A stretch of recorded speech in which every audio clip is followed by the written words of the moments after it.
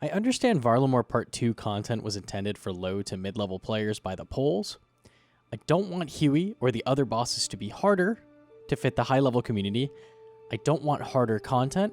I want content that is fun and engaging. Which isn't this update. Holy shit! Is this update awful for a multitude of reasons? Let's start with the elephant in the room, or the dragon, Huey Codal. The mechanics of this boss are below that of Scurious, who I used to hate. Once I started my group hardcore, I realized it was actually pretty great for teaching newer players how to PvM. Also, the experience gained at Scurious also let you skate through the grueling early game a lot faster than the traditional AFK at Crabs or Do Slayer, which, by the way, is awful for Combat XP early game. Don't do that. How does this fight work? Well, you AFK hit Huey's body segments while dodging extremely slow lightning, like slower than Scurious's rockfall mechanic. He occasionally flings out a prayer to catch roughly every 20 seconds. Otherwise, you just sit there whacking away. Then you, quote, run up the mountain to the head of Huey. This is where I have major issues. This boss is designed for Trio Plus with no scaling options for anything below that. You can technically solo the boss if you want 8-minute kills in full max. There is a pillar mechanic that requires 3 protection prayers of different styles, mage, range, and melee to be active at all times, at which point you are provided with a massive damage buff, which I believe is 25%.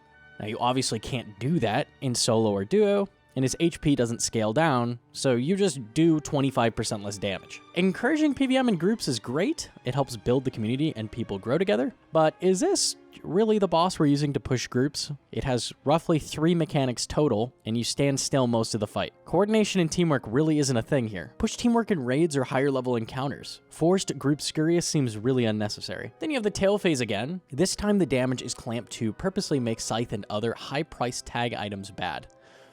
The way this works is it caps your hit splat at a 9 and guarantees you hit if Crush is your highest style, similar to Araxor. This made the Blood Moon set skyrocket in price because the dual Makas are Crush and hit twice, arbitrarily set to be Biss. To me, this encouraged merching mid-level players and leaves a bad taste in my mouth. The Moon's bosses were another way for players to skip the crappy barrels grind and get into PvM faster, but now they have a steep price tag because of a weird clamping Crush mechanic they added. There is no way to speed this phase up other than to have a ton of people. Why is Scythe not Biss on a boss that clamps damage like P1 Verzik? Oh, it's because it has a low Crush bonus. That includes things like Soul Reaper, Lance, or any other weapon which you crush with, which has a higher stab or slash bonus. This wave mechanic that they keep deciding to use as well is just incredibly poorly telegraphed. The waves do not align with where they actually are, so how are you supposed to dodge them? This mechanic frankly should just be scrapped entirely. It's clunky and isn't used anywhere else in the entire game. It could be replaced with something a boss does use, like Ohm's head turning to damage the room. If this is a lower level boss, why don't we use it to teach some concepts that are used in higher level encounters? I don't particularly want the loot buffed from this boss, as it is a learner boss, but they could have done so many different things to make this more enjoyable for not only solo/duo, but to teach people PvM mechanics. The pillar mechanic seems like a half-hearted attempt to encourage teamwork, but in reality everyone just prays something else with zero communication required, and it hard locks you from doing solos and duos. Instead of making the tail's weakness arbitrarily the boppers, which are also already good on the rest of the boss, it's roughly the 3rd best option overall to just camp it. Why not make it earth spells? We have a boss in a raid that required us attack a magic and melee body part. Again, another missed opportunity to teach some higher concepts like switching gear. Don't even get me started on the click boxes. The body segments are just a big box that doesn't even remotely match the visuals. And good luck clicking on that tail that flops all over the place with a perfectly traced click box. This seems to be a common problem with Varlamore in general, specifically Colosseum. Huey also has some kind of kill streaking mechanic. We don't know how this works or if it even provides any increase to loot or anything like that. Perfect kills also seem to be bugged and fail for seemingly no reason.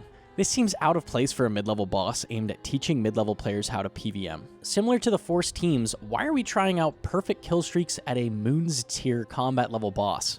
Assuming these do affect your loot, we just had this with Desert Treasure 2 where it really didn't work. Perfect kills would fail for things like getting hit by a random gas at Duke, which was changed to be not random for this reason, or very minor mistakes.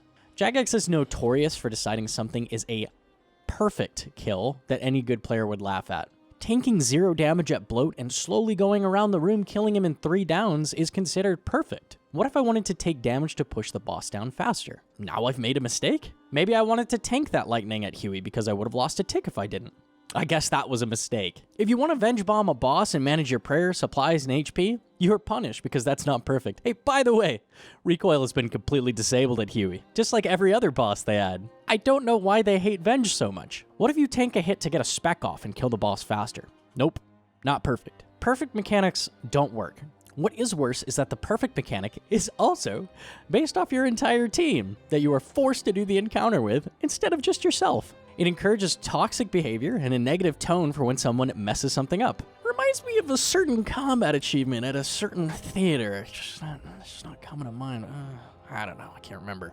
Now, that wasn't the only blunder in this update. We have the Herblore minigame, which I actually really looked forward to because of my group hardcore being ready to level up herb, with lots of herbs banked from grinding moons bosses. I didn't do this minigame for very long, for a good handful of reasons. It's very complicated in how many types of potions and stations there are, to the point I decided I would just wait for a plugin to come out before messing with it any further. I cannot imagine trying to do this as a mobile player, and I wouldn't want to do this without a plugin that helps guide you through it like Giant's Foundry plugin does. Highlights on which potion to make, which station to go to, and better indicators for the timing click speed up bonus would all make this a very different minigame. Relying on RuneLite plugins to add indicators is becoming less acceptable to me.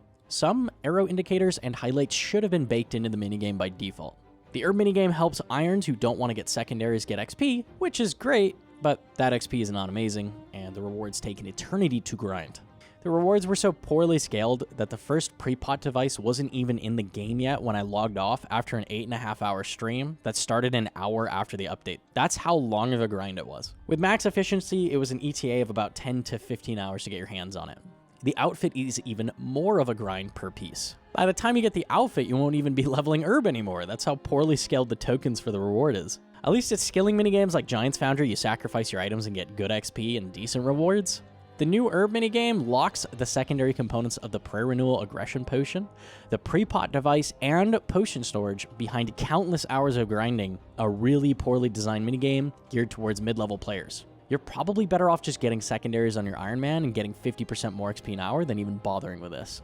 I didn't get a chance to mess with the new ice boss. I heard from other people it was better than Huey and the herb minigame, but that's not saying much. From a cursory read of the mechanics, it seems like a lower level Cerberus equivalent. I wasn't going to go do a quest to be even more disappointed in the update than I already was. Overall, this update feels very rushed and not well tested and thought out. It feels like they had a slot in the Summer Summit for content and didn't know what to do, so they slapped this in there. Feels like a real waste of dev time, and not because it wasn't geared towards me. I voted yes to Huey and the herb minigame to come into OSRS, but as I see update after update come out, I feel I really should not be voting yes nearly as often.